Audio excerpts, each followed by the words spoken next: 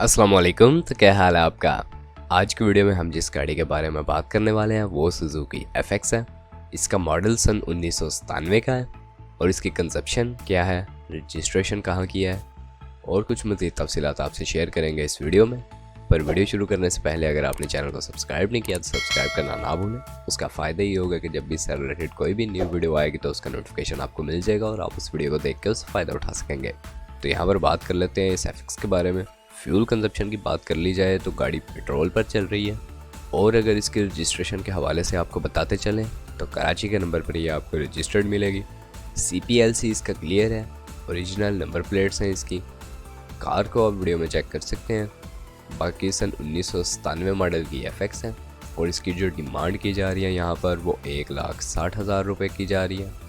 आप अगर इस कार के बारे में इंटरेस्टेड हैं या इसे ख़रीदना चाहते हैं तो इस वीडियो को डिस्क्रिप्शन में आपको एक लिंक प्रोवाइड कर दिया गया है, उसकी मदद से आप उसके ओनर से डायरेक्ट रब्ता करके गाड़ी को ख़रीद सकते हैं।